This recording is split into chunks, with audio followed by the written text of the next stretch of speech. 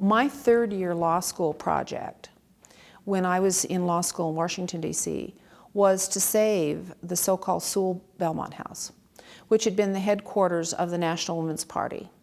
And if you recall, in those days, there were two Senate office buildings, the old Senate office building and the new, the old being the Russell and the new being the Dirksen. And they were getting ready to build the third Senate office building, which is now known as the Hart Senate office building. And the architect of the Capitol was taking by eminent domain all of the property on Capitol Hill in order to build it. And they were going to tear down the Sewall Belmont House, which had been Albert Gallatin's home. Albert Gallatin was Secretary of the Treasury under Thomas Jefferson, but more importantly, it had been the headquarters for Alice Paul and the National Women's Party, the suffrage party. And so my third-year project that Senator Bible helped me with was to draft that legislation and testify. I've got a great photograph of me with Senator Bible at my side testifying before Scoop Jackson on the measure to save the Sewall Belmont House. I forgot, and that's important, and I want to get it on the record because it's something I'm very proud of.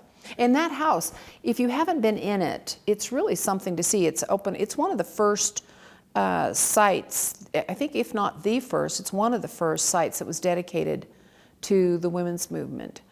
But in it, it has Daniel Webster's doors with silver hinges, but it's got all the memorabilia. Most importantly, it has a memorabilia from the National Women's Party and the suffrage movement. In fact, their symbol was a little jailhouse door pen, which is a sweet little pen and very symbolic, of course.